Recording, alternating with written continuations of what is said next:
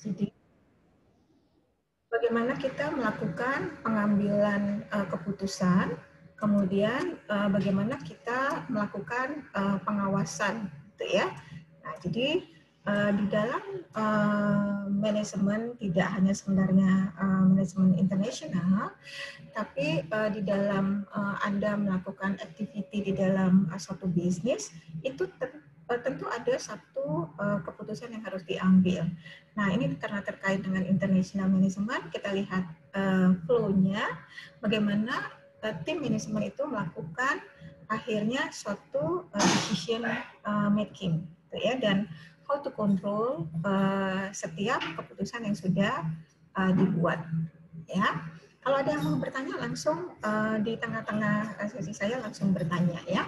Nah, apa sih yang disebut dengan proses decision making di dalam perusahaan? Dan challenge-nya seperti apa, gitu ya? Yang pertama adalah Anda harus lihat bahwa proses itu melibatkan yang disebut dengan beberapa activity.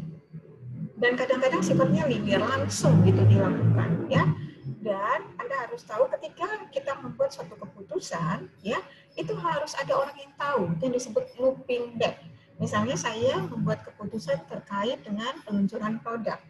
Itu nggak cuma saya aja yang buat decision-nya, tapi saya harus at least CC, ya, copy confirm kepada my superior, atasan saya dan orang-orang yang terlibat. Jadi looping back. Jadi harus dilibatkan juga orang yang memang ikut di dalam pembuatan keputusan itu. Itu sebabnya disebutkan di sini bahwa manajernya terlibat tidak hanya dalam decision making-nya, tetapi dalam prosedur, baik itu dalam yang sifatnya centralized. Centralized itu artinya activity keputusan itu dilakukan terpusat, ataupun yang sifatnya desentralisasi. Artinya keputusan itu saya separate, saya distribusikan. Misalnya terkait dengan yang nilainya besar itu saya yang tanganin, kalau nilainya kecil-kecil nanti subordinate saya yang tanganin. Jadi saya delegasikan, tidak semuanya saya yang putuskan. Ya. Nah, lalu ketika kita melakukan pengambilan keputusan, itu apa-apa saja yang mempengaruhi atau yang berdampak, gitu ya. Yang pertama adalah ketika kita mengambil keputusan, kita harus tahu kira-kira kesimpulan atau keputusan yang kita ambil ini sifatnya, ya, kira-kira efisien atau tidak. Seberapa besar efisiensinya, ya, kira-kira benar-benar memberi benefit atau tidak. Nah, karena ini perusahaan, ya, kita lihat perusahaan ini lebih ke service atau lebih ke produk. Jadi kalau kita kerja di multinational company, kita harus lihat bahwa ini sifatnya produk atau service. Dan seperti tadi saya katakan, sentralisasi atau desentralisasi. Apakah keputusan ini seluruhnya dilakukan oleh atasan atau posisi yang paling tinggi, atau di-separate gitu ya, atau dibagi dari yang paling rendah ke yang paling tinggi. Nah, di sini ada proses decision making. Jadi kalau di sebelah kiri itu adalah stages-nya, ada 9 tahap, kemudian di kanan adalah prosesnya. Saya akan terangkan, ya, pelan-pelan, perlahan. Kalau tidak tahu, let me know. Oke.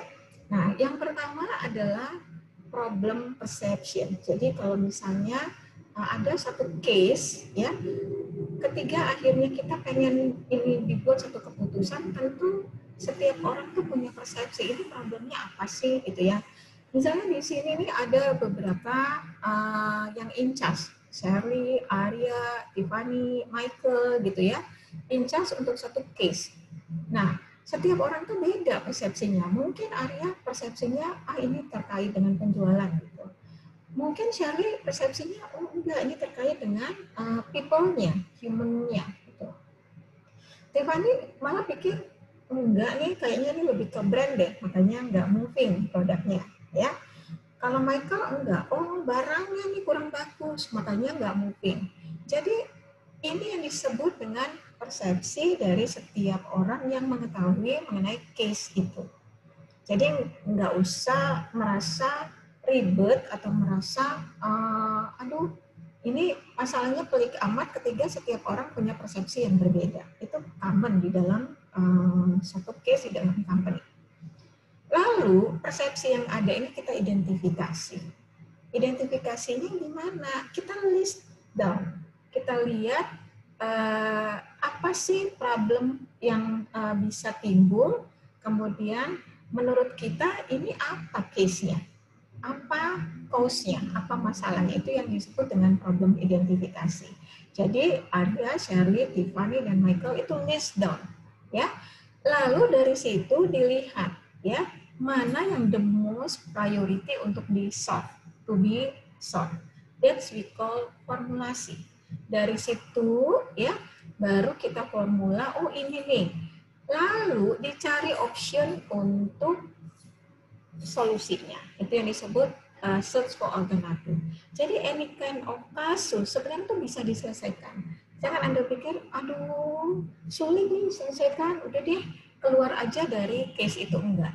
Jadi kalau Anda menggunakan tahapan ini, every case actually bisa untuk diselesaikan.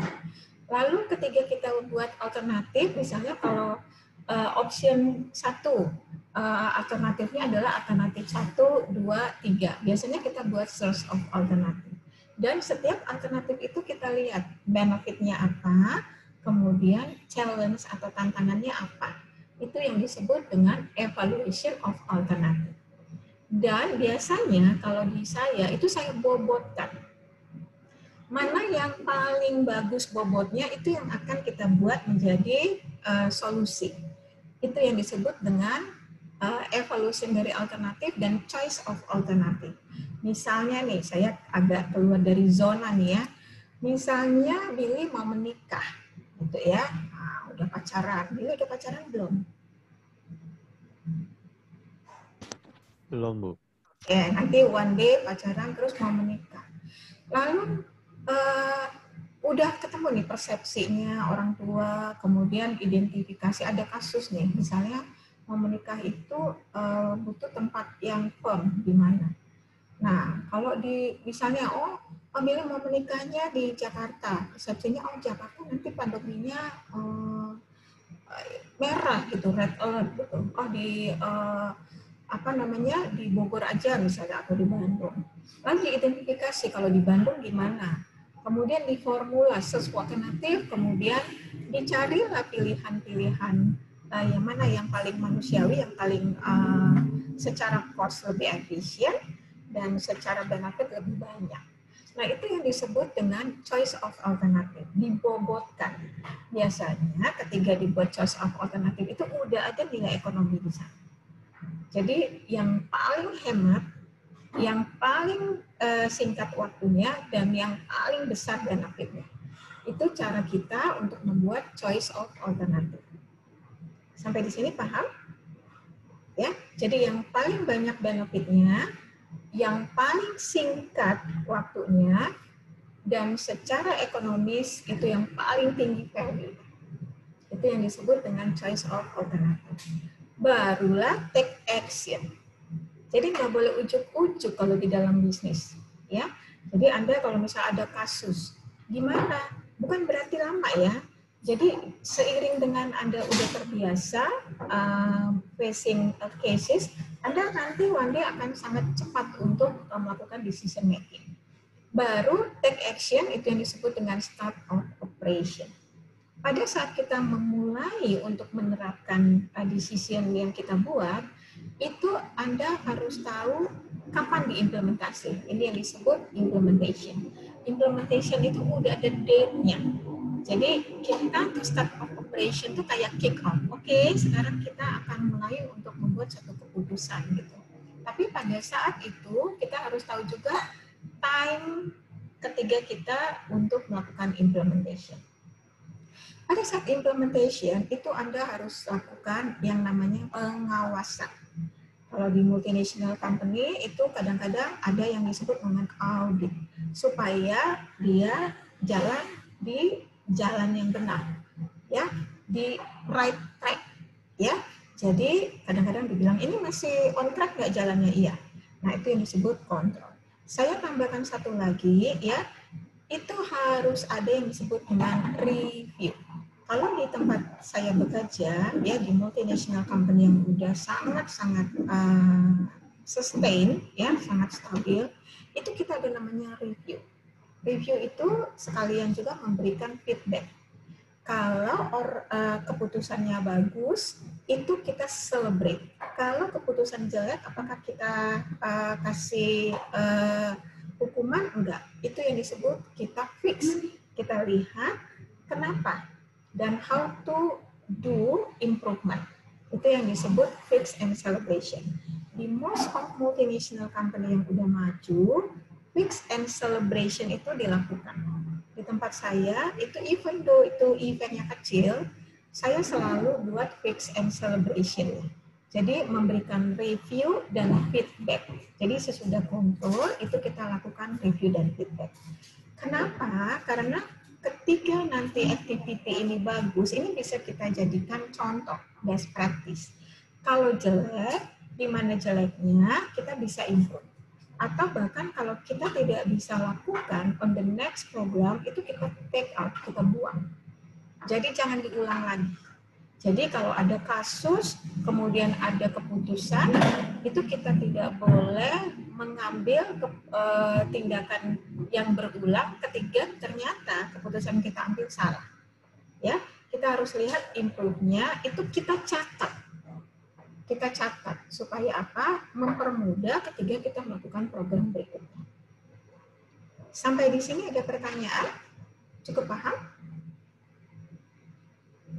Michael, Bu, paham? problem formulation, Bu. Itu tugasnya ngapain, Bu? Formulation itu adalah setiap masalah-masalah yang di nomor 2 itu kita seleksi, lalu kita lihat mana yang paling bagus jawabannya, baru kita formulakan. Yang kayak gini jawabannya ini, yang kayak B formula untuk decision making-nya ini. Baru nanti di nomor 4 itu kita bobot. Kita cari alternatif yang paling manusiawi. Misalnya sekarang nih, Michael mau menikah. Kita lihat problemnya itu apa pada saat menikah. Pandemi, gitu kan, kasusnya. Kemudian yang kedua adalah ketiga, sekarang itu nggak boleh melakukan keramaian. Gitu kan. Nah, kalau seperti ini, jawabannya apa? Kan sebenarnya udah ada jawabannya. Lalu kita lihat alternatif ini, kita cari alternatif jawaban ini mana yang paling memungkinkan. Itu kita bobotkan. Itu nanti di evaluation of alternative. Sampai di sini paham? Jadi kalau kita singkatkan adalah jalan keluar. Ya. Nah, lalu kita lihat, ini adalah contoh di buku ya yang saya coba lampirkan di session ini. Kalau kita buat keputusan, itu kan kadang-kadang keputusan itu semata-mata tidak sendiri. Nah, tadi saya katakan ada Arya, ada Michael, ada Charlie, ada Alexander di sini. Lalu ketiga kita melakukan keputusan yang sifatnya sentralisasi, ya biasanya nanti let's say kayak Billy atau Shirley atau Michael itu nanti memberikan hak veto kepada let's say koordinatornya adalah Arya. Nah itu yang disebut sentralisasi. Nanti udah dibuat nih keputusan, optionnya, the bestnya apa, sets of alternative. Tapi yang tiga ini nih nggak ngomong, dia bilang gini, udah Arya aja deh yang ngomong, yang membuat keputusan itu. Nah itu sangat mungkin. Tapi bisa jadi yang dilakukan adalah desentralisasi. Jadi kalau terkait keputusan untuk penjualan itu di tangannya Michael. Kalau terkait dengan pengadaan barang di tangannya Shirley. Kalau terkait misalnya terkait dengan bahan baku, misalnya di tangannya Billy. Nah, itu yang disebut distribution of decision making. Nah, faktor yang mempengaruhi pada saat kita melakukan sentralisasi atau desentralisasi pada saat decision making itu dilihat tidak hanya dari besar kecilnya perusahaan, tapi dilihat juga kira-kira keputusan ini besar dampaknya atau enggak. Nah, di tabel sebelah 1 ini dikatakan bahwa faktor yang akhirnya kita membuat keputusan, apakah keputusan kita sentralisasi di tangan yang tertinggi atau kita bagi, ini ada faktor-faktornya. Pertama, kita bisa membuat keputusan sentralisasi ya atau desentralisasi dari size company. Kalau perusahaannya besar banget, investasinya besar gitu ya. Kemudian ini ada satu keputusan yang sifatnya berdampak terhadap perusahaan ya. Biasanya kalau skala perusahaannya besar itu dia lakukan sentralisasi. Ibarat Indonesia nih, mau ada keputusan vaksin atau enggak. Nah, itu di tangan siapa yang membuat keputusan? Itu presiden. Jadi size-nya itu dilihat. Kalau keputusannya cuma yang kecil, perusahaannya kecil, itu bisa didistribusikan. Jadi, itu yang pertama. Kedua, investasinya besar atau tidak. Kalau investasi yang dilakukan terhadap perusahaan itu besar, biasanya itu juga keputusannya dilakukan sentralisasi. Jadi dilakukan oleh pemegang tampuk yang paling tinggi. Lawannya adalah kalau investasinya kecil. Ya, jadi harus bisa jelaskan ya kalau saya tanyakan ini di dalam awal. Kemudian keputusan ini berperan nggak? Penting banget nggak? Kalau nggak penting banget, biasanya desentralisasi. Misalnya saya ini adalah pemegang tertinggi dalam satu company. Tapi keputusannya itu kalau orang anak Gen Z bilangnya receh. Udahlah dampaknya kecil. Nah, saya serahkan ke Sherlyn. Sherlyn kamu yang handle ya, ini kasusnya cuma masalah delivery yang terlambat. Saya serahkan ke Sherlyn atau saya serahkan ke Michael. Atau saya serahkan ke Arya ini mengenai siapa yang akan memberikan presentasi, misalnya giliran. Masa saya yang putuskan ya, saya bilang aja Arya kamu yang atur ya, gitu ya, giliran presentasinya di hari apa, minggu keberapa gitu. Jadi tergantung penting tidaknya keputusan itu. Kalau tidak terlalu penting, biasanya dilakukan desentralisasi. Lalu berikutnya adalah kita melakukan sentralisasi kalau highly competitive environment, artinya sangat kompetitif. Ya, jadi ketika kita ada di marketplace, kemudian barang kita ini sangat-sangat very competitive at the marketplace. Jadi itu harus di tangan yang posisinya paling besar, paling tinggi. Mau diapain nih barangnya, gitu ya. Kemudian yang berikutnya adalah volumenya, ya. Volumenya cukup tinggi nggak? Strong volume nggak? Dan volume itu berdampak nggak? Misalnya gini, kalau saya kurangin volumenya, itu berdampak nggak terhadap cost? Kalau ternyata tidak berdampak terhadap cost, itu desentralisasi. Tapi kalau kurang dikit aja, langsung cost-nya naik gitu, itu harus sentralisasi. Kemudian membutuhkan teknologi yang high-tech nggak? High-end nggak? Kalau high-end biasanya keputusannya sentralisasi. Karena apa? Karena itu berdampak terhadap investasi. Semakin high-end teknologi, itu investasinya semakin tinggi. Kemudian penting nggak ini terhadap brand kita? Kira-kira kalau saya putuskan penamaan terhadap satu brand, ini berdampak nggak? Kemudian diversifikasinya, ini kira-kira rendah apa tinggi? Artinya gini, tidak terlalu banyak diversifikasinya, produknya itu-itu aja. Biasanya keputusannya dilakukan secara sentralisasi. Tapi kalau produknya beraneka rasa banyak gitu, itu biasanya dilakukan desentralisasi. Dan sentralisasi ada kaitannya kalau tadi produknya nggak banyak, biasanya produk lain itu lebih homogen, lebih seragam. Tapi kalau desentralisasi itu lebih macam-macam. Jadi misalnya ada kategori produk kursi, ada kategori produk meja, ada kategori produk untuk handheld kayak yang beberapa saat yang lalu. Ada kategori untuk produk alat dapur. Jadi let's say ada 100 kategori.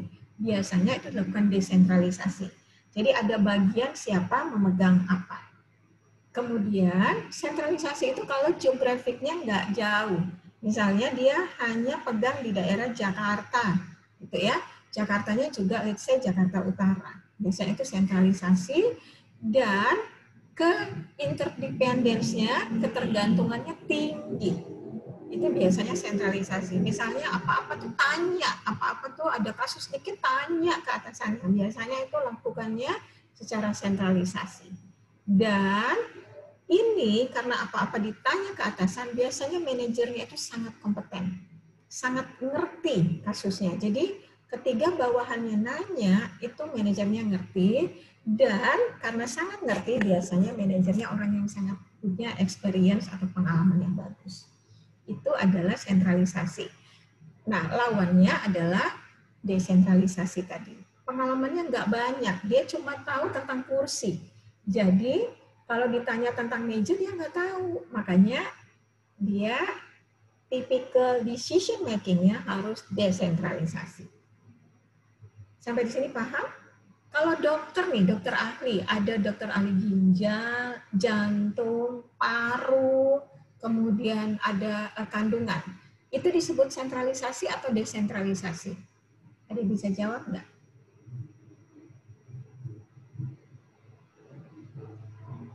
Ayo. Desentral nggak, Bu? Yes, correct. Ya, ini saya belum kasih poin ya. Nanti saya kasih poin biar ada energi apinya ya.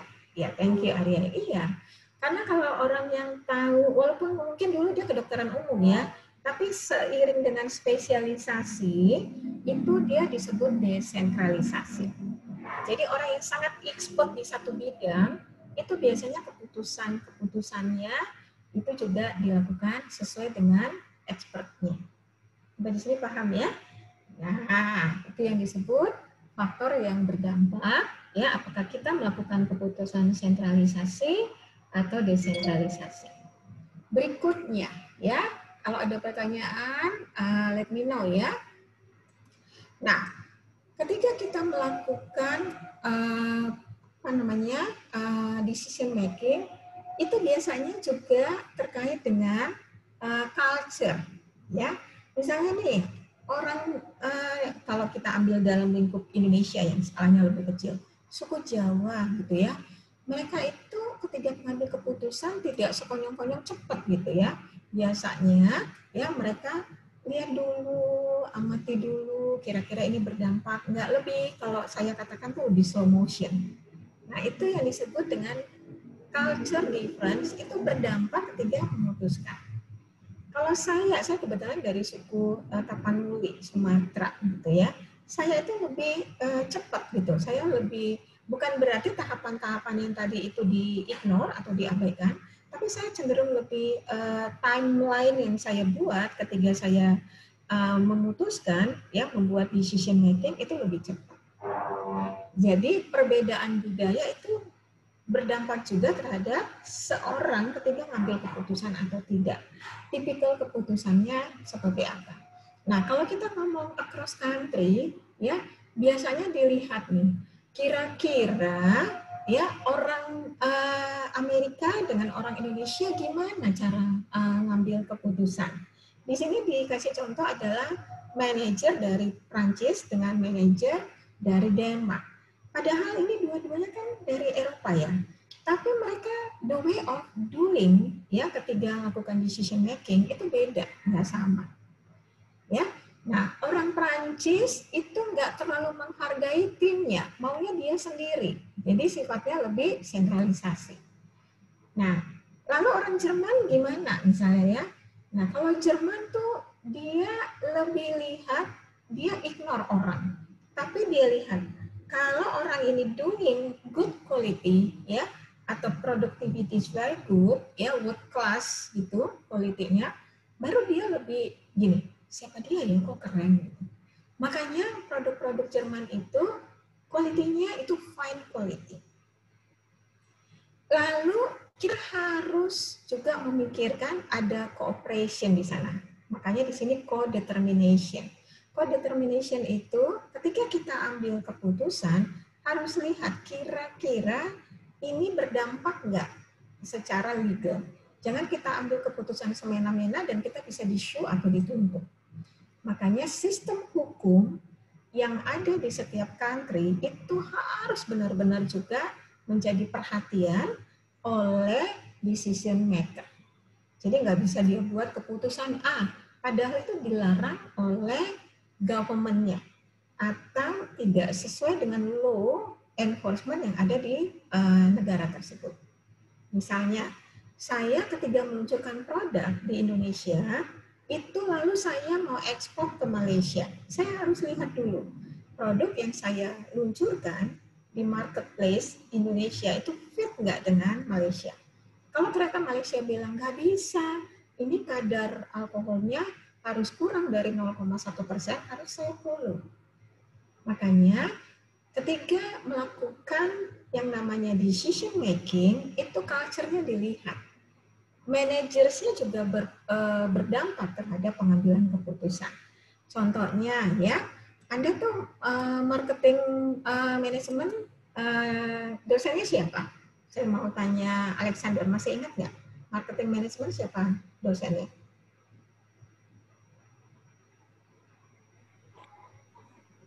Kalau dasar-dasar pemasaran saya Bu Rita. Rita. Nah, the way of Bu Rita mengajarkan itu beda dengan the way of saya ngajarkan. Gitu ya. Kalau di S2 tuh saya ngajar marketing management bareng sama Pak Tony Sitinja. Anda diajar nggak sama Pak Tony? Ada kelasnya nggak, Billy? Belum pernah, Bu. Nah ya. Nah, jadi cara saya mengajar dengan cara Pak Tony mengajar atau cara Pak Tony Bu Rita mengajar dan saya itu beda. Sampai akhirnya misalnya cara saya memutuskan. Misalnya saya adalah pembimbing Anda. Lalu Anda tuh ada satu case terkait skripsi gitu ya, atau tugas akhir. Cara saya memutuskan itu beda. Mungkin karena culture-nya gitu ya. Kemudian juga empiricalnya, cara saya menangani suatu kasus seiring dengan karena saya most of my career itu di multinational company itu beda. Tapi ingat, apapun keputusan kita ambil, itu ranah hukumnya harus diperhatikan. Jangan sampai akhirnya ranah hukumnya diabaikan. Salah satu adalah terkait dengan hak asasi manusia. Paham ya sampai di sini ya? Jadi nggak boleh itu yang namanya leaders atau manajemen tim itu semena-mena melakukan atau mengambil suatu decision making. Ya. Nah, kemudian kita lihat nih salah satu contohnya ya, yang paling sering jadi contoh ini memang yang sering dijadikan benchmarking adalah Jepang. Nah, Jepang itu dia punya yang namanya ringisei. Apa itu ringisei? Jepang itu kan dia sifatnya teamwork, community. Jadi apapun yang dia lakukan itu harus berdasarkan keputusan bareng-bareng. Makanya di sini ada disebut dengan decision making yang dilakukan oleh manajemen perusahaan Jepang. Salah satunya adalah namanya ringisei. Jadi kalau satu kasus kemudian mau diputuskan, tapi keputusan itu oleh posisi yang tinggi atau posisi puncak itu nggak boleh.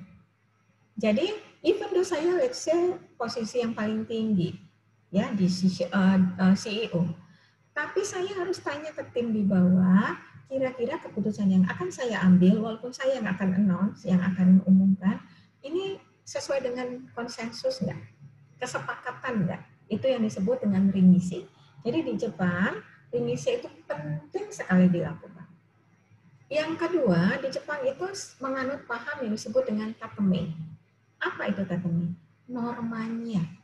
Jadi misalnya nih, kalau di Indonesia, kita mau membuat keputusan mau menikah.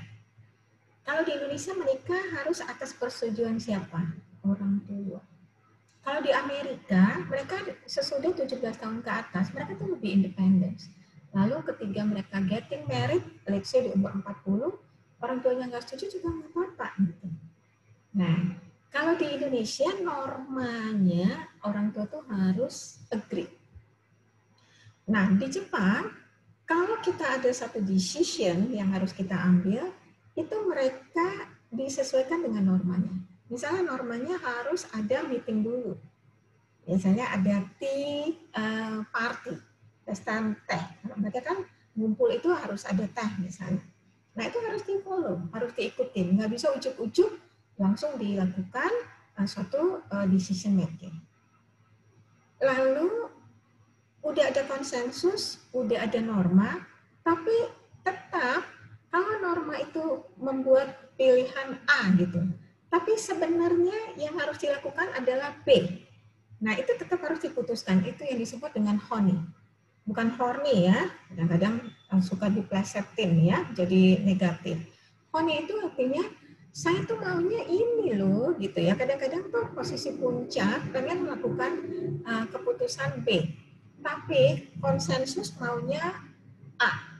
Nah ini harus dimitingkan kembali. Makanya di dalam multinational company Jepang itu yang namanya pengambilan keputusan agak lama. Saya waktu kerja di Nissin company, Nissin itu yang noodles ya, bukan yang biskuit. Cup noodles salah satu brandnya, Nissin salah satu brand juga untuk instant noodles. Itu kalau ada satu case misalnya terkait dengan keinginan dari karyawan untuk naik UMR, itu nggak gampang keputusannya. Jadi biasanya kami itu melakukan kesepakatan dulu, lihat normanya. Normanya Indonesia fit nggak norma atau kebijakan dari polisi Jepang company. Lalu nanti ada option nih. Option tadi kan kita selalu bilang, kalau dalam membuat keputusan tuh nggak boleh hanya satu keputusan. Siapa tahu keputusan itu ditolak gitu. Lalu nanti dilihat, dibobotkan mana the most appropriate, the most likely, yang paling cocok gitu. Lalu dari sinilah nanti dibuat decision making. Itu yang disebut honey. Ya, mana sih keputusan yang paling cocok gitu.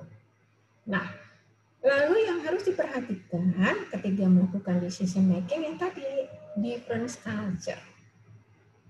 Nah, saya waktu kerja di perusahaan Jepang, itu yang namanya bos, even though level of education-nya lebih rendah daripada bawahan, Anda harus benar-benar respectful bahwa yang akhirnya nanti me-announce keputusan, walaupun ini hasil keputusan konsensus, kesepakatan, itu harus yang the highest position.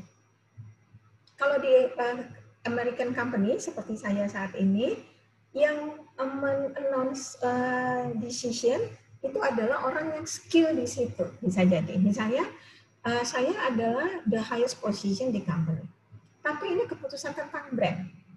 Nah, saya akan serahkan nanti decision making yang akan mengannounce keputusan itu adalah orang branding, orang yang terkait dengan brand. Nah, jadi ada culture differences di sana. Ya, either itu American company, Japanese company, atau European company. Lalu dilihat siapa yang akan merilis keputusan. That we call level of team orientation. Kalau keputusan itu terkait dengan skill, itu nggak harus orang yang posisi manajemen tertinggi yang merilis keputusan, mengannounce atau mengumumkan keputusan. Misalnya di Quick Q&A, keputusannya terkait dengan kemahasiswaan. Nggak harus rektornya yang mengumumkan. Bisa jadi adalah orang yang terkait atau dosen atau wakil rektor yang terkait bidang kemahasiswaan. Ngomongin absen, masa harus rektor gitu yang ngomong. Kayak gitu, ya contohnya. Jadi level of team orientation itu terkait dengan ini nih orientasinya terkait apa, ya, case-nya apa, apakah terkait dengan kesehatan atau terkait dengan penjualan, ya. Jadi itu yang berdampak terhadap decision making. Sampai di sini ada pertanyaan? Ibu, Yes. boleh nggak Bu semacam sharing? Kalau perusahaan yang lebih mengenal skill itu perusahaan Jepang, perusahaan Amerika, atau perusahaan Eropa, Bu? Yang lebih mengenal apa? Mengenal skill gitu, Bu. Skill. Yang lebih Oke. demokrat gitu, Bu. Iya. Kalau terkait dengan skill itu depend on bukan harus perusahaan Jepang, Amerika, tapi jenis industrinya. Contoh Toyota. Toyota itu apa? Japanese atau European atau American company? Jepang. Oke. Jepang. Nah, oke. Otomotif gitu kan. Lalu ada kasus terkait dengan cacat production di mobil. Nah, nanti yang announce di publik itu adalah orang yang expert di sana. Paham ya? Nah, jadi depend on kasusnya apa. Tapi kalau terkait dengan yang sifatnya general, artinya yang semuanya berdampak, misalnya terkait pandemi. Pandemi ini yang akan announce adalah CEO-nya. Dia akan buat announcement, ya walaupun tahapan itu udah dilakukan, rimise, konsensus, norma, tateme udah, honey-nya udah, tapi yang merilis terkait dengan pandemi ini adalah posisi puncak. Karena apa? Karena itu berdampak terhadap ke semua lini yang ada di dalam perusahaan tersebut dan berdampak kepada manusia. Jadi depend on jenis kasusnya. Sampai di sini paham? Paham. Oke, jadi nggak harus misalnya, oh apapun itu kasusnya posisi tertinggi. Lihat pertama jenis kasusnya, ya itu yang disebut dengan level of team orientation. Kedua, lihat dampaknya. Apakah dampaknya ke semua lini? Kalau dampaknya ke semua lini, itu biasanya posisi yang paling tinggi. Ya. Lalu kita lihat contoh decision yang dilakukan oleh company. Ini sebenarnya asal muasalnya adalah dari Jepang, ya. Jadi ada yang disebut dengan TQM, Total Quality Management Decision. Ya, Total Quality Management ini adalah salah satu strategi yang dilakukan, ya, oleh perusahaan untuk mendapatkan apa? Produk atau jasa dengan quality yang paling tinggi. Jadi yang dilihat adalah quality-nya, bukan people-nya, ya, quality. Kalau dia perusahaan yang bergerak di bidang jasa, let's say perhotelan, dilihat layanan perhotelan. Apakah dia servisnya fast respon, cepat, ya, terkait pandemi ini bagaimana dia handling case-nya, ya, kalau misalnya ada orang yang tetap meeting di hotel. Kalau dia produk, quality-nya seperti apa, ya. Nah, bagaimana dia memberikan layanan terhadap customer satisfaction. Itu yang disebut total quality management. Jadi teknik daripada perusahaan, ya, untuk memberikan layanan yang paling advance, paling bagus, baik itu terkait produk atau terkait jasa. Nah, total quality management ini benar-benar memang penting untuk dilakukan, apalagi kalau perusahaan itu pengen menjadi world class company atau company dengan skala dunia. Misalnya ya, Toyota, dia tuh udah world class company. Artinya pesaingnya juga world class kompetitif. Pesaingnya Toyota apa? Tidak hanya Hyundai, tapi juga brand-brand Jepang lainnya, Honda, ya, itu termasuk pesaingnya dari Toyota Otomotif, ya, kemudian Mercedes-Benz, ya, kemudian Tesla. Sekarang tuh Tesla itu sangat maju loh, ya. Anda kalau lihat nanti 5 tahun ke depan, mungkin orang tuh akan bangga kalau punya otomotif dengan brand Tesla. Mereka tuh sangat agile saat ini, sangat cepat untuk melakukan perubahan. Ya, saya lihat beberapa program atau strategi yang dilakukan Tesla. Tahu Tesla ya? Nanti kepoin Tesla itu apa, ya, apa aja activity-nya. Lalu ya, total quality management ini kalau pengen benar-benar punya competitive advantage di skala dunia, ya, apa yang harus dilakukan? Manufacture-nya harus diperbaiki, ya, cara dia untuk melakukan produksi, karena yang utama adalah quality-nya.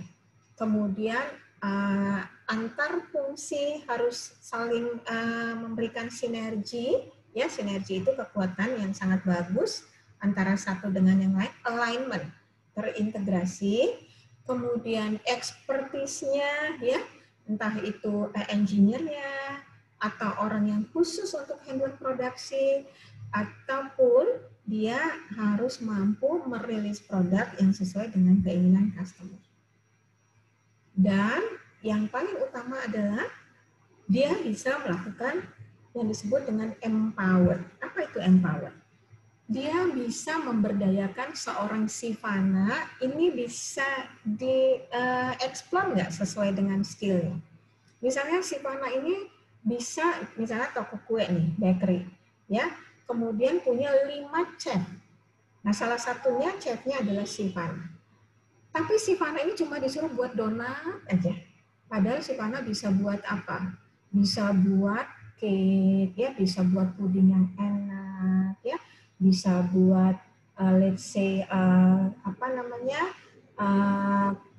snack yang enak gitu ya. Tapi atasannya itu cuma tahunya Sivana cuma buat kuenya kue bolu pandan. Atau cuma bisa buat donat yang pakai meses. Nah, kalau Anda pengen, ya, misalnya Anda adalah atasan, ya, dalam suatu company dan pengen punya competitive advantage, itu sumber daya manusia yang ada itu harus di-empower. Di-empower itu diberdayakan, ditanya atau dilatih. Misalnya tadinya cuma bisa A, dilatih, di-challenge untuk bisa A dan B. Nanti tahun berikutnya A, B, dan C. Tahun berikutnya lagi A, B, C, D, E gitu. Itu yang disebut empower. Kalau bahasa pasarnya naik level. Tadinya cuma bisa 2, sekarang bisa 3. Bisa nanti berikutnya bisa 4. Itu yang membuat Anda jadi punya expertise yang lebih bagus. Ya. Kemudian yang berikutnya adalah Anda harus punya informasi yang bagus. Jangan diem aja.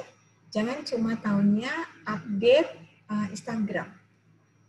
Anda harus, kalau pun punya Instagram, boleh nggak? Boleh banget, ya. Nah, saya tuh punya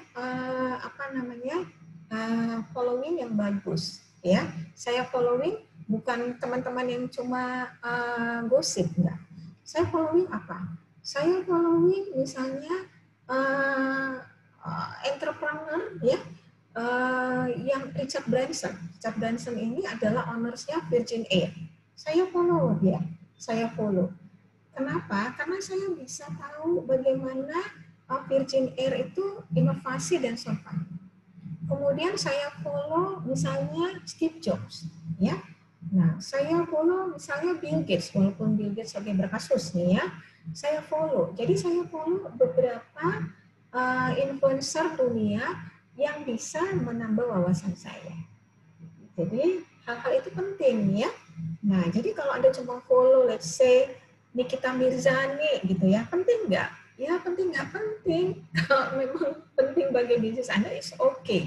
Saya nggak bilang nggak boleh ya, tapi Anda harus lakukan something yang bisa enlarge capacity Anda. Paham sampai di sini ya? Nah, kemudian, nah ini yang sangat jarang. Saya coba ambil salah satu contoh di sini adalah Alicia. Ya, Alicia tuh kalau misalnya melakukan suatu kerjaan yang bagus di rumah, nih saya mau tanya, Alicia itu activity kerjaan atau assignment di rumah apa? Cuci piring, Bu. Cuci piring tiap hari itu, pagi, siang, sore, malam atau sepanjang hari? Malam, Bu. Malam, oke. Kemudian pernah dikomplain nggak ketika cuci piring? Nggak pernah, Bu. My last question, pernah direkognisi nggak atau di reward, dibilang sama orang tua, aduh Alicia kamu udah sepanjang tahun ya, berabad-abad, terlalu berlebihan ya, berabad-abad ya, cuci piring bagus gitu, keren, thank you ya Alicia gitu. Ada nggak yang dibilang ngomong gitu? Nggak ada. Nah itulah yang kita itu kurang. Ya, saya selalu mencoba bilang gitu ya ke tim saya di kantor. Even itu kerjaannya rutin. Saya selalu bilang, misalnya namanya adalah Yogi. Itu tiap hari itu dia lakukan. Yogi ini adalah orang digital saya. Jadi dia yang convert ke berbagai platform digital, entah itu IG, YouTube, ya, Facebook, Linktree, kayak gitu ya. Nah, setiap kali kan kita tuh ada setiap minggu harus buat konten dan image. Even though itu dia udah lakukan terus menerus daily, saya selalu rekognisi. Dan kadang-kadang saya telepon khusus. Saya bilang, Yuki terima kasih, you really did a great job. Itu membuat dia itu appreciate dan selalu bagus. Dan itu sebabnya kami tahun lalu itu mendapat reward dari majalah SWOT. Saya doingnya is very tiny thing. Tapi dengan begitu dia merasa pengen doing lebih bagus. Tahun ini kami juga menjadi salah satu finalis untuk majalah SWOT. Ya, mudah-mudahan dapat yang bagus ya, misalnya top 5 atau top 10 ya. Tahun sebelumnya kita dapat top 5 ya, dapat rekognisi dari majalah SWOT. Kemudian tahun lalu ya divisi saya juga dapat rekognisi dari worldwide ya, karena kita tuh di lebih dari 98 negara, Indonesia tuh dapat rekognisi membuat hampers. Hampers itu paket-paket yang menarik gitu. Nah, bayangkan dari 98 negara Indonesia yang terpilih gitu. Gara-gara apa gitu? Saya tuh selalu mencoba memberi rekognisi atas effort dari tim saya. Nah, jadi nurture itu, mengasuh, memberi rekognisi, memberi reward, ya, memberi insentif kecil itu penting. Bahkan di divisi saya itu saya buat begini, walaupun nggak gede ya. Jadi setiap 3 bulan ya, ini mungkin nanti Anda kalau punya bisnis, you can do like that ya. Saya taruh uang, kita ada cash cash deposit bareng. Saya sengaja kasih 500.000 misalnya. Nah, tim saya cuma saya kasih assignment 10.000. Berat nggak? Nggak berat ya, orang gajinya juta-juta ya. 10.000 ya. Nanti itu tiap 3 bulan dari tim saya yang paling inovasi, uang itu diberikan ke dia. Dan nilai uang itu nanti nggak gede, cuma sekitar akhirnya terkumpul jadi sekitar 3,5 juta. Nah, tapi bukan uangnya, tapi penghargaan dari tim kami untuk orang tersebut yang melakukan inovasi tim yang bagus. Nah, itu membuat timnya jadi solid. Jadi walaupun pandemi, itu tim saya kalau saya telepon anytime ya, misalnya karena kita itu home office-nya adalah US, ya US itu kan masih melek jam 12 malam Indonesia time. Kadang-kadang jam 11 malam saya masih Zoom, masih virtual conference dengan home office gitu ya. Seperti besok tuh saya sampai jam 11:30 malam. Tight banget besok waktu saya, pack banget lah istilahnya ada. Nah, tiba-tiba ada yang ditanya sama home office dan saya lupa misalnya. Saya ke-skip. Saya WA ya, tim saya tuh mereka masih respon. Karena apa? Mereka tuh punya tanggung jawab yang sama gitu. Nah, karena apa? Karena kita tuh istilahnya tuh saling appreciate. Nah, itu penting. Jadi misalnya Anda udah pacaran gitu ya, hal kecil Anda appreciate. Atau Anda terhadap adik. Atau mungkin Aisyah bilang ke orang tua, Mah, di-appreciate dong, aku kan cuci piring bertahun-tahun nggak ada gelas yang pecah misalnya ya. Atau mungkin dalam 1 bulan nggak ada gelas yang pecah. Gimana cara kamu di-appreciate? Kadang-kadang kan mamanya nanya tuh, yuk beliin cekan dong mah gitu. Nah, nggak apa-apa kita request ya, artinya kita butuh di-appreciate. Nah, itu penting. Paham ya sampai di sini ya, bahwa untuk mendapatkan suatu quality yang bagus, itu yang namanya apresiasi, rekognisi, reward menjadi penting. Ada yang mau bertanya sampai di sini? Nah, sebenarnya ketiga, mungkin saya berulang-ulang katakan ya, kalau kita offline, itu saya juga memberikan apresiasi, itu cuma coklat, untuk top 3 nilai yang terbaik. Sama top 1 nilai yang paling buruk. Kenapa saya berikan juga appreciate untuk yang the loser? Ya, yang supaya dia ada rasa malu. Gitu. Tapi yang the loser-nya saya nggak umumkan. Saya kadang-kadang WA, saya kasih kamu hadiah untuk kamu doing the better thing nanti di waktu selanjutnya. Gitu. Kalau Anda mau, Anda bisa teks, Bu, saya nilainya kayaknya paling tinggi deh, gitu ya. Nanti saya kirimkan hadiah ke alamat Anda. Saya garansi. Ada yang mau berani gitu, boleh loh. Ya, kebetulan saya itu di divisi yang hadiah-hadiahnya banyak, gitu ya. Nah, kalau di S2 tuh saya suka kasih juga hadiah, ya. Tapi saya titip di kantor, di PGNI. Jadi mereka pick up di sana. Nanti kalian ambil ya untuk top 5 yang paling proaktif kayak gitu. Bisa berapa beli? Bisa banget. Tapi gift itu tuh nilainya tidak terhitung, priceless, karena sifatnya adalah attention, bukan dari materi value. Paham ya sampai di sini ya? Lalu ketika kita melakukan decision terhadap TQM, ya, TQM atau Total Quality Management itu ada yang disebut dengan certification. Ya, di sini cuma saya kasih tahu ISO 9000 itu terkait dengan produk atau layanan. Supaya bagus pakai ISO 9000. Tapi sekarang ISO-nya udah nggak 9000 lagi, ya. Udah 22.000 ya, udah 14.000 untuk environment. Nah, kemudian, supaya kualitinya tetap bagus, apa yang harus dilakukan? Harus ada training. Kadang-kadang perusahaan itu suka melakukan training. Saya pernah tanya, ya, salah satu mahasiswa saya di S2. Mereka itu kan rata-rata udah di managerial level. Saya tanya, di perusahaan Bapak atau Ibu, itu sering nggak training? Dulu sering, Bu. Tapi sekarang enggak, apalagi pandemi. Lagi hemat budget. Padahal training itu is not really hanya untuk budget. Tidak semata-mata mengeluarkan uang, maksud saya. Bisa dalam bentuk assignment. Dikasih tugas, nanti dia bisa ngerjain, itu is part of training. Ada lagi yang bilang gini, nanti dikasih training, orangnya resign, Bu.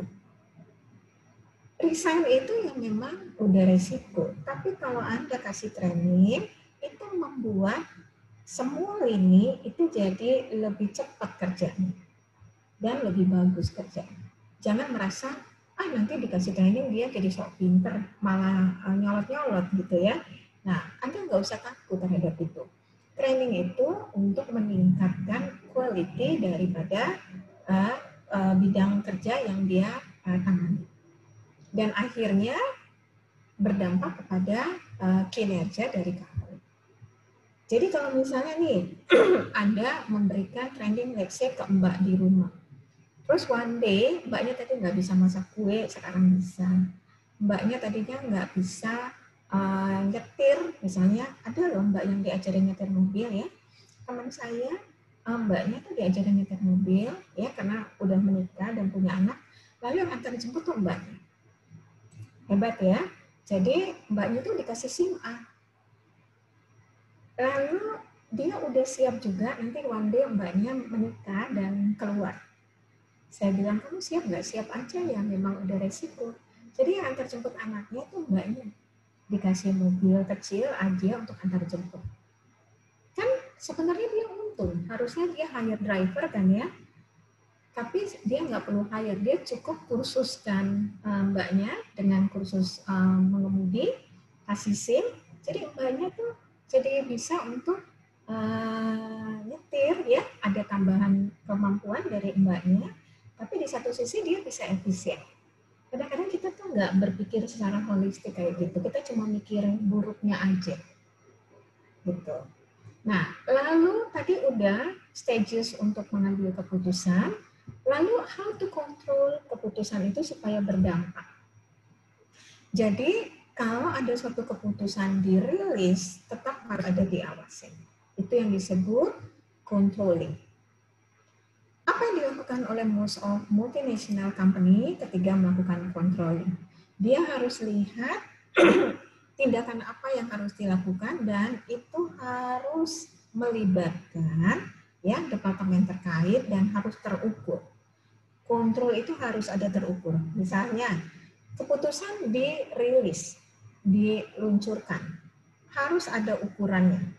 Tapi sifatnya kualitatif. Ya kualitatifnya kayak apa? Misalnya, jadi 10 orang mampu untuk mengerjakan tugas itu. Itu kan kualitatif tapi bisa terukur dari number of person yang akhirnya bisa mengerjakan. Ya, dan Anda tidak harus berpikir itu hanya keputusan yang desentralisasi, enggak. Keputusan yang sentralisasi pun itu bisa diukur. Misalnya CEO membuat 3 keputusan dalam setahun. Dampaknya apa? Itu harus bisa diukur dan diawasi. Jangan kita berpikir karena bos sih, ya kadang-kadang kan ada 2 pepatah yang suka salah kaprah. Ada yang tahu nggak 2 istilah terkait dengan bos ini yang jadi meme atau anekdot atau plesetan? Yang tahu saya tambahkan 5 di UAS ya, terkait dengan bos. Anyone? Ayo, wake up. Nggak ada, kok Arya langsung nyerah sih? Ayo, ada nggak? 5 loh. Nggak ada nih, Elva? Ada yang mau coba? Ada anekdot terkait dengan bos? Nggak ada? Maria, Adeline? Anyone yang mau coba? Atau Aisyah? 5 loh. Jadi kalau Anda dapat nilai 80, kan itu A minus ya. Plus 5 jadi A kan. Anyone yang mau challenge? Nyerah nih semua. Jason? Ya, Bu. Yang mau coba, apa sih 2 pepatah itu? Enggak, mau coba? Nggak tahu, Bu. Nggak tahu. Oke ya. Nah, itu nanti kalau Anda one day kerja di perusahaan, itu jadi plesetan yang menarik ya. Dia bilang gini, rule number 1, boss can do no wrong. Bos itu nggak pernah salah. And the rule number 2, if your boss do wrong, so see rule number 1. Ya podo wae lah ya. Kalau bosnya salah, lihat tuh nomor 1 peraturannya. Jadi bosku nggak pernah salah gitu. Itu plesetan-plesetan yang nanti akan Anda hadapi ya ketika Anda kerja di perusahaan. Tapi anyway itu bukan berarti jadi pakem ya. Enggak, itu hanya membuat Anda untuk lebih eling, lebih tahu oh gini ya bosnya gitu ya.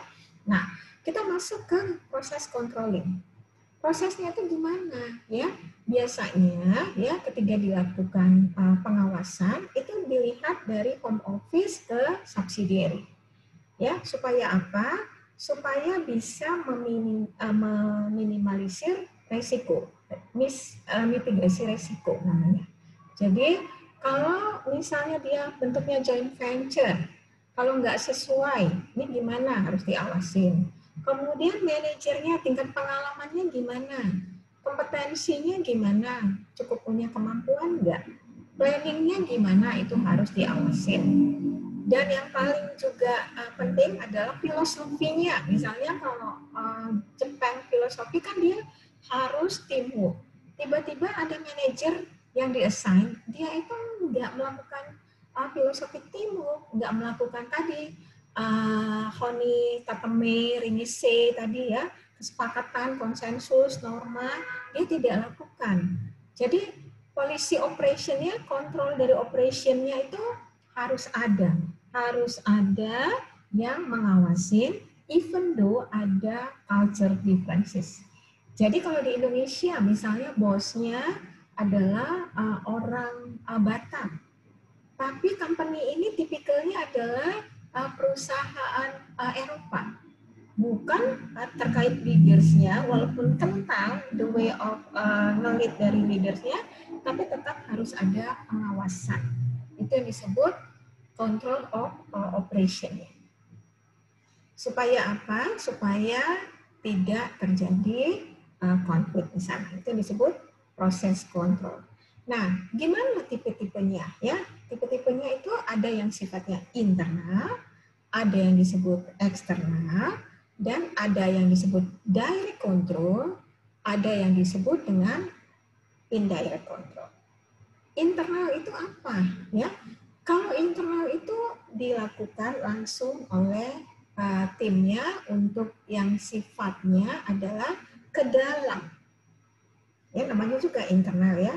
Misalnya karyawannya seperti apa, cara kerjanya, ya. Jadi internal dan eksternal ini harus align satu sama lain. Harus porsinya itu disesuaikan kekuatannya. Kalau internalnya udah bagus, berarti fokusnya ke eksternal. Kalau dua-duanya bagus, dilihat porsinya supaya balance. Jadi kalau ada pertanyaan, Bu, baiknya internal atau eksternalnya? Tergantung dari kasus yang dihadapi. Kalau internalnya sudah bagus, orang-orangnya sudah handal, sudah tahu apa yang dikerjakan, berarti less untuk pengawasan internalnya. Yang dilihat adalah eksternalnya. Tapi dua-duanya bagus. Apa yang harus dilakukan? Berarti lebih ke pengawasan secara helikopter view aja keseluruhan, tidak terhadap satu-satu kasus. Makanya di sini disebut fokus kontrol eksternal untuk mengetahui apa yang diinginkan oleh customer atau pelanggan. Jadi keluar, ya. Nah, kemudian dari internal manajemen lihat punya kemampuan nggak timnya, produknya ini cukup bagus nggak supaya bisa eksis di pasar. Nah, itu yang internal dan eksternal. Jadi internal terkait dengan di dalam perusahaannya, eksternal adalah terkait dengan customer. Lalu ada yang disebut dengan direct dan indirect. Jadi tipe kontrol itu satu tadi internal dan eksternal, dua direct dan indirect. Direct. Nah, misalnya saya mau ngobrol dengan Alicia, itu disebut direct. Tatap muka, melibatkan pertemuan pribadi. Lalu dengan adanya pandemi bisa nggak direct? Ini kita virtual, ya walaupun virtual itu disebut direct. Artinya langsung. Jadi CEO membahas masalah langsung dengan orangnya, kemudian terkait dengan praktek kepegawaian, ya, kemudian dilakukan tatap muka langsung, ya walaupun melalui VCon, ya, virtual conference, ya, atau melalui Zoom, sepanjang kita langsung berhadapan dengan personalnya, itu disebut dengan direct. Ada komunikasi langsung. Tapi ada loh tipikal yang sifatnya indirect. Jadi sifatnya adalah tidak tatap muka. Bentuk report, ya, atau bentuk laporan itu disebut dengan indirect.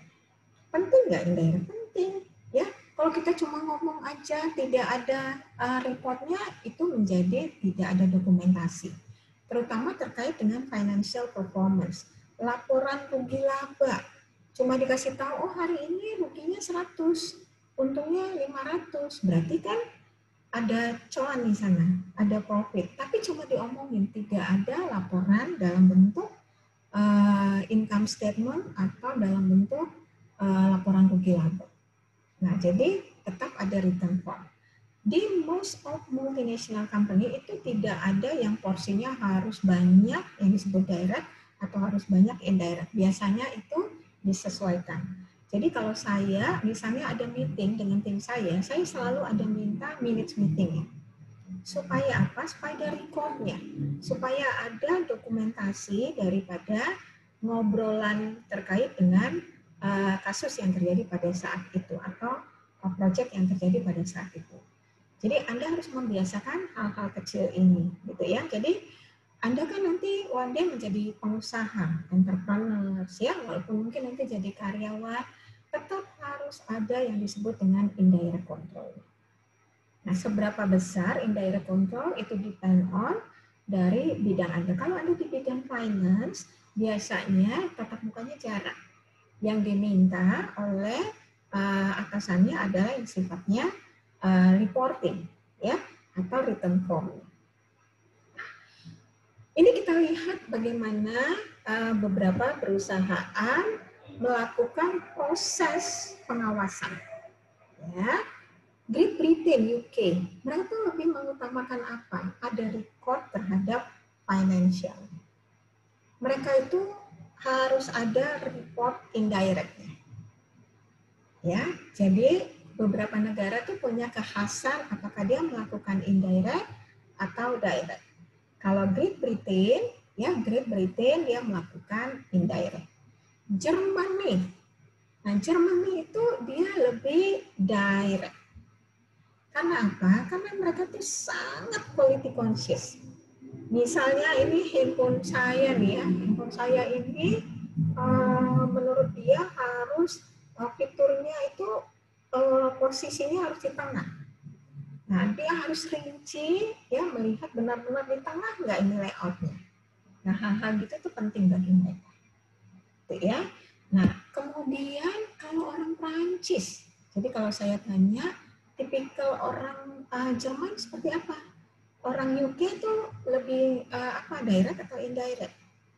Kalau Prancis itu gimana? Kalau Prancis sifatnya adalah mereka tuh lebih mengawasi, ya pengawasannya itu lebih centralized dan relatif mereka itu kurang sistematis dan kurang canggih kalau dibandingkan dengan Jerman. Kalau dibandingkan Indonesia mereka lebih canggih. Karena apa? Mereka tuh lebih direct. SOP-nya itu tidak terlalu sistematis. Itu ya. Jadi mesti dilihat tipikal dari masing-masing company. Lalu kalau European gimana? European karena mereka itu to the point, sifatnya individual, tapi untuk mengawasi yang sifatnya bisa didokumentasikan, mereka harus punya laporan. Itu yang ada di tempat saya. Jadi apapun effort yang kita buat, ya, apakah itu sifatnya kecil atau besar, karena mereka itu individual dan nggak mau miss, ya, atau tidak mau ada yang hilang terhadap proyek yang dikasih atau yang diberikan, itu mereka mengandalkan laporan dan data. Jadi mereka data conscious. Jadi dia lihat nih, karena apa? Karena mereka lebih mengutamakan output.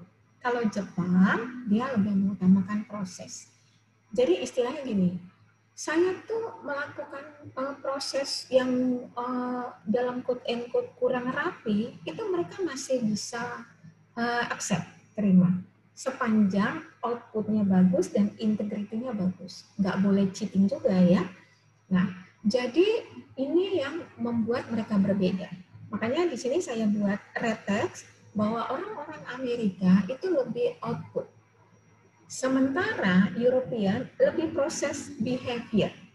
Kalau orang Eropa itu gini, kita nggak bisa mendapatkan output A kalau kamu doing-nya, behavior-nya itu nggak benar. Jadi mereka cukup kontrol juga di prosesnya. Dan orang Amerika itu lebih ke kuantitatif. Sementara Eropa kualitatif. Jadi dia lihat, ini itu punya kemampuan nggak ya? Gitu. Kalau Amerika lebih ke arah berapa hasil yang dilakukan. Itu sebabnya ya di Eropa itu lebih desentralisasi, dibagi-bagi kemampuannya.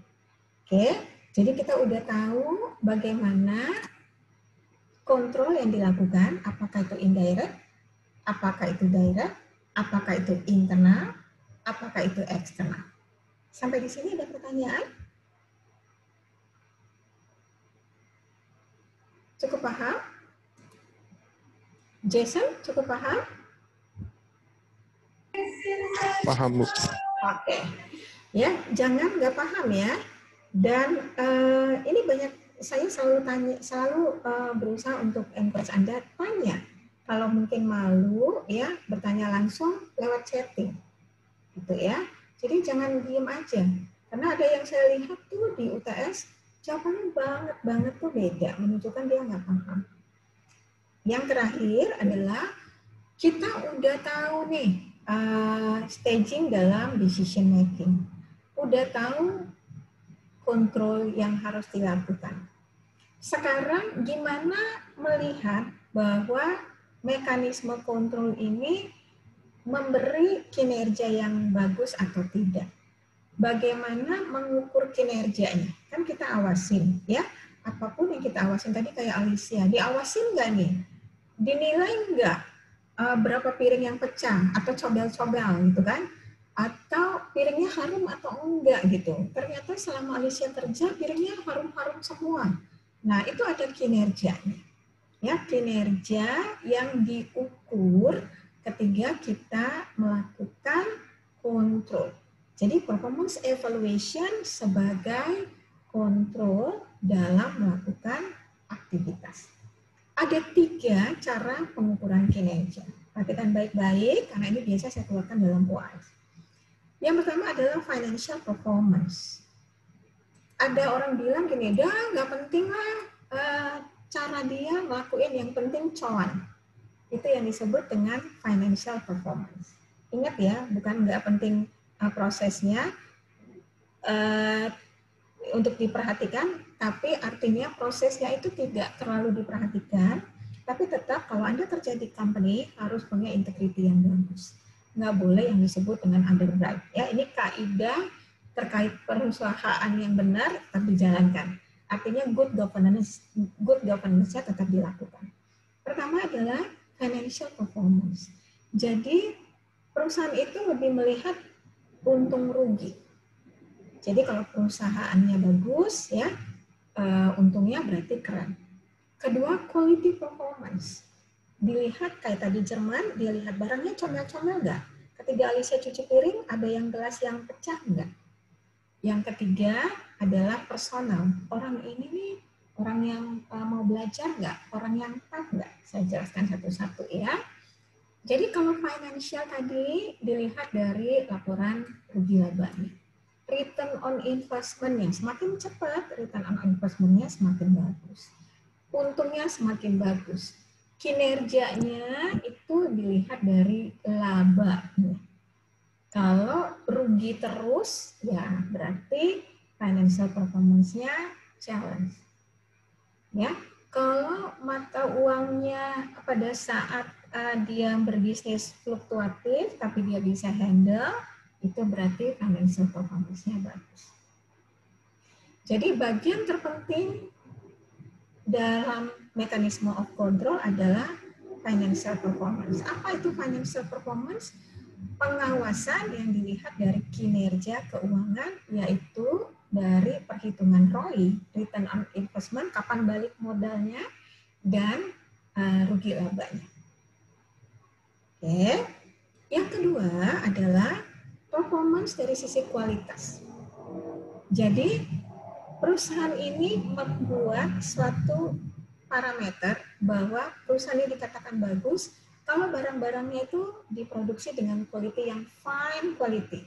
Kualitinya bagus. Barang-barangnya itu keren ya dibandingkan industri yang sejenis. Jadi quality control circle-nya itu cukup bagus. Misalnya ini contoh yang paling gampang adalah tadi Jerman, kedua Jepang. Jepang itu benar-benar dilatih proses produksinya, ya, dan teknologinya harus mutakhir, dan barang ini tidak hanya harus bagus, tapi harus punya competitiveness di pasar, harus bernilai kompetitif dan disukai oleh customer-nya. Kadang-kadang terkait dengan quality control ini diberikan over practice, itu yang disebut pelatihan berlebihan. Jadi benar-benar dilatih sampai mereka itu expert atau kata. Dan biasanya mereka melakukan kaizen di sini. Jadi ada cost reduction karena dianggap lama-lama kan jadi mahir, jadi tahu bagaimana mengurangi cost-nya. Ini adalah bagian dari quality performance.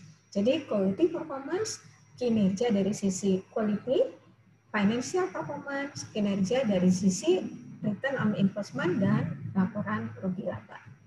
Yang terakhir, kinerjanya adalah dari personalnya. Jadi jangan Anda pikir ketika misalnya perusahaan bagus, cuannya bagus, kualitinya bagus, terus orang-orangnya diabaikan. Nah, itu kadang-kadang yang membuat beberapa perusahaan jadi banyak orang-orangnya yang keluar karena personalnya itu tidak di-appreciate.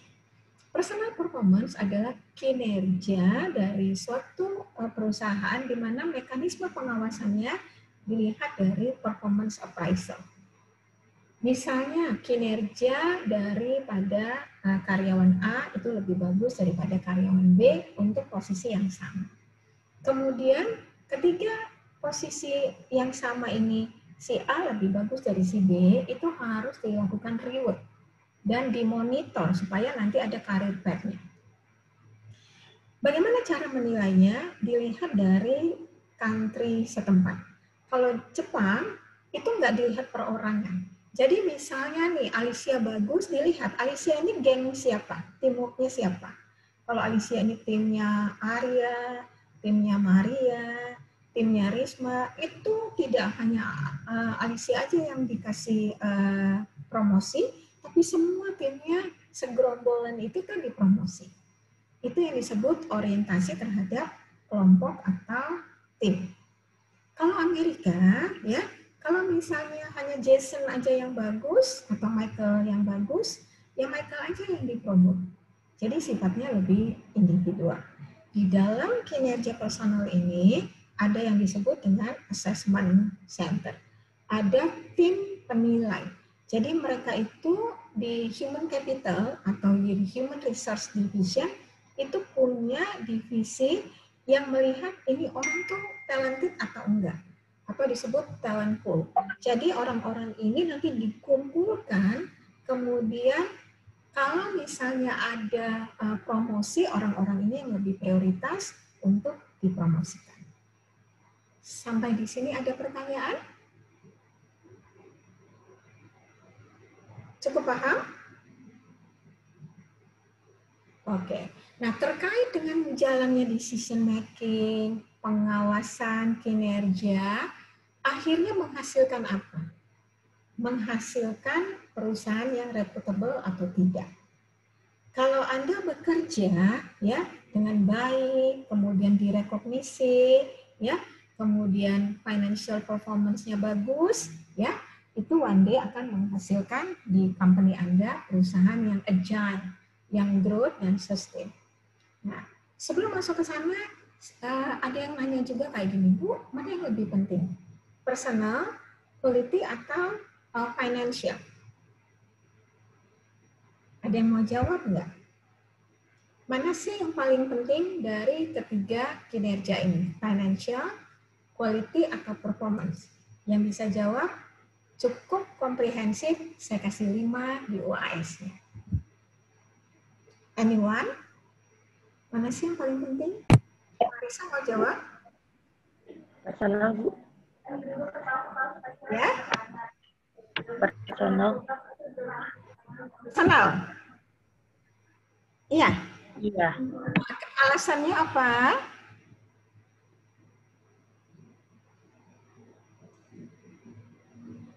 Kenapa personal?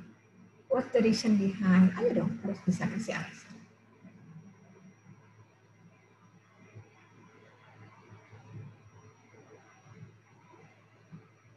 Nggak bisa. Oke, ayo siapa lagi yang bisa kasih jawaban? Ya, coba dong, Bu. Oke, ayo Dewi.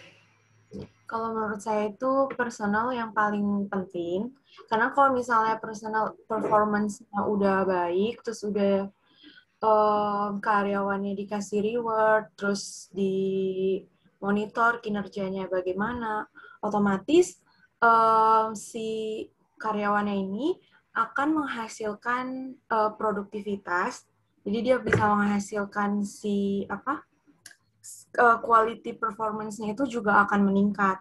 Nah, kalau misalnya quality performance-nya juga udah meningkat, otomatis financial performance-nya itu untuk mendapatkan laba bagi perusahaan itu juga akan meningkat.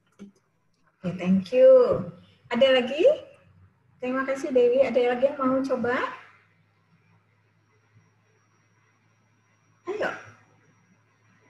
Nggak ada yang mau coba lagi?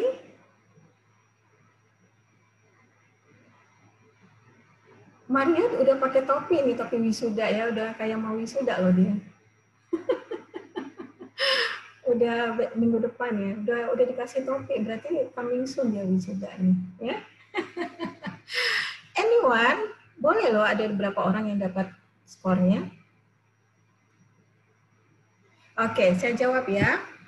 Dewi saya kasih skor 3 ya. Nah, kalau personal aja, tapi perusahaannya rugi terus, bisa terjadi nggak? Bisa, ya, di masa pandemi ini. Jadi orangnya bagus, ya, tapi produknya itu tidak didukung dengan quality yang bagus. Misalnya nih, ya, teknologinya udah obsolete, udah tua, udah usang. Misalnya kita tuh pakai laptop yang masih iOS, atau yang masih PC-nya yang lebih banyak masalah daripada bagusnya. Akhirnya hasilnya kan nggak bagus. Terus dampaknya kemana? Gitu ya. Nah, financialnya nggak bagus. Ada loh perusahaan, barangnya bagus, most of European product, tapi rugi. Gitu, karena tidak banyak yang beli. Nah, jawaban yang tepat adalah keseimbangan di antara ketiganya. Jadi personalnya bagus, tapi barang itu tidak dibeli orang, bisa nggak? Bisa, nggak ada yang beli barangnya. Nah, personalnya bagus, tapi produk itu selalu tidak tepat sasaran. Quality-nya nggak mumpuni. Orangnya sabar aja. Tadi benar kata dia, orang personalnya bagus, ya, attitude-nya bagus. Tapi gini, ya udahlah, terserah Tuhan gitu ya. Padahal harusnya bisa berkompetisi di pasar misalnya, tapi nggak dilakukan. Nah, kemudian barang itu nggak ada yang beli. Nah, jadi ini harus ada sinergi dari ketiganya. Tapi anyway, Dewi dapat 3. Nanti tulis di UAS-nya +3 ya. Thank you ya Dewi ya. Oke, yang terakhir ya. Sebelum kita hari ini ada 2 grup ya, yang satu yang menjawab pertanyaan yang kemarin nggak bisa ya, kemudian yang grup baru, benar nggak? Nah, sebelum saya sampai ke titik akhir, saya mau kasih tahu bahwa hasil dari personal, hasil dari quality, hasil dari financial itu menghasilkan perusahaan yang reputable. Ya, di sini Quick Giant belum ada, karena Quick Giant belum multinational company. Tapi kalau kita lihat, kenapa dia ini ada segitiga hijau atau segitiga merah. Segitiga hijau artinya change year on year, artinya pertumbuhan dibandingkan tahun sebelumnya, itu dia growth. Kalau merah, itu dia berarti decrease atau tidak tumbuh. Jadi kita lihat betapa banyak perusahaan-perusahaan yang tumbuh ya karena memberikan financial performance yang bagus, personal performance yang bagus, dan juga quality performance yang bagus.